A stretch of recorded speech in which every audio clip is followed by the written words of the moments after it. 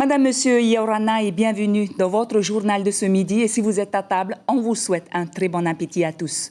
Les habitants de Uturoa retourneront aux urnes. Le tribunal de Papeete a donné raison à l'ancien maire Sylviane Teroatea qui contestait la validité de certaines procurations. 10 voix seulement d'écart séparaient les deux candidats. Le maire actuel, Matai Broderson, perd donc son siège de maire. Il gérera les affaires courantes jusqu'à la date de l'élection. Écoutez ses réactions au micro de Hayata Buluk. Par rapport aux procurations, nous avons étayé. Notre avocat a bien répondu. Bon, si le juge suit le rapporteur, c'est son avis. Mais nous, on n'a pas fait de fraude. C'est ce que je voulais expliquer aussi à la population. On a eu beaucoup de témoignages aussi, des choses qui ont été faites quand même pendant les élections. Vous savez, dans une élection, il y a des règles. À partir d'une date, jusqu'à une date, il y a des règles à respecter. Et la règle doit être respectée par tous.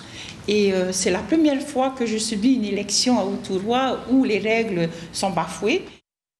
Et j'ajoute que l'avocat de Matai Broderson, Robin Kinkis, fera appel de cette décision dès cet après-midi devant le Conseil d'État. Tribunal toujours, Tamatoa Alfonsi et Maitai Danielson à la barre. Les deux têtes de réseau de ce grand trafic d'ice jamais vu en Polynésie devront répondre des accusations qui pèsent sur eux depuis le début de cette affaire. La matinée a été consacrée aux rameurs de Huahine, compte rendu avec Lucille Guichet-Tirao et Jérôme Lee. Une salle d'audience pleine à craquer pour les deux derniers prévenus appelés à la barre. Maitai Danielson est interrogé toute la matinée et continue de nier toute implication. Les écoutes téléphoniques accablantes, des inventions, les déclarations de leur compagne, c'est leur addiction qui parle. Les dizaines de passages de la frontière mexicaine correspondant à l'arrivée de mules, des suppositions qui le mènent en prison, répondra-t-il toujours. Avec aplomb, l'ancien rameur de Huahine assure être fermement opposé à l'ICE. No Ice in Paradise serait sa devise. Quant à ces week-ends passés avec des dealers où les sachets d'ice circulent, c'est embêtant pour quelqu'un qui se dit opposé à la drogue, dira le juge. Ils sont majeurs, ils font ce qu'ils veulent, répond-il toujours. Quant à son avocat, Maître Lo, il ne posera aucune question et ne fera aucune déclaration à la suspension d'audience, se réservant pour sa plaidoirie jeudi. Oui, merci Lucille Guichet, Jérôme Lee pour toutes ces précisions. Et Tamatoa Alfonsi est actuellement à la barre. Le président de la Polynésie, Édouard Fritsch, poursuit ses visites marathon à Paris. Il s'est rendu au ministère de la Santé et des Solidarités où il a pu aborder avec le ministre de la Santé, Olivier Véran, la convention entre la Polynésie et l'État, ou plutôt de son prolongement. Il a aussi été question des tests obligatoires et surtout des difficultés rencontrées au départ de Paris pour les passagers qui souhaitent se rendre en Polynésie. Un nouveau type de test rapide va être mis en place pour les voyageurs vers l'outre-mer. On écoute Édouard Fritsch au micro de Francis Gibrian et Nordine Bensmaïl.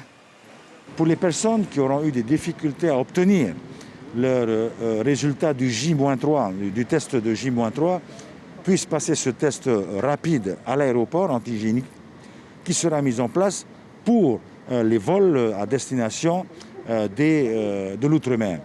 Naturellement, ce test devra être négatif pour qu'ils puissent embarquer, mais on ne sera plus contraint de fournir les résultats du test RT-PCR à J-3.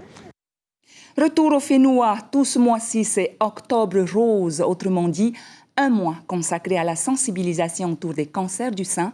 Ici en Polynésie, on compte 135 nouveaux malades chaque année, d'où ce message de la Ligue contre le cancer. Allez vous faire dépister, allez faire votre radio-titi. Une tumeur, lorsqu'elle est repérée très tôt, se soigne très bien, avec des taux de réussite de plus de 90%. Écoutez cet extrait de Teanini Tematahotoa, médecin au Centre de la mère et de l'enfant. Elle était l'invitée café d'Ibrahim Amenadi. Le message qu'on essaye de leur transmettre, c'est que le fait de dépister plus tôt permettra vraiment de traiter et de n'avoir pas de conséquences après à long terme. C'est vrai que aussi dans l'esprit de beaucoup, cancer a souvent été associé à la mort. Oui, tout à fait. Et c'est vrai que sur le cancer du sein, avec l'avancée qu'on a aujourd'hui au niveau des traitements, c'est vraiment...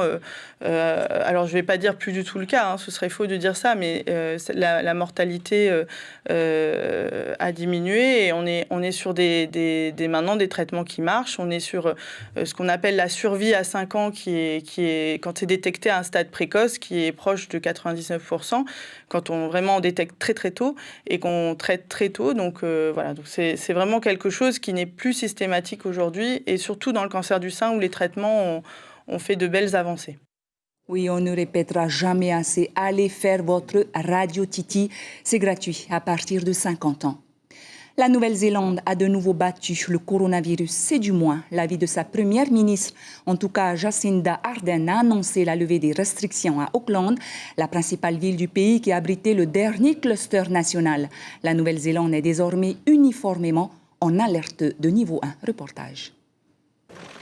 Fin mercredi soir, des restrictions Covid à Auckland. La deuxième vague de contamination semble en effet maîtrisée en Nouvelle-Zélande. La ville qui abritait le dernier cluster du pays aura ainsi le même régime sanitaire que le reste de la nation.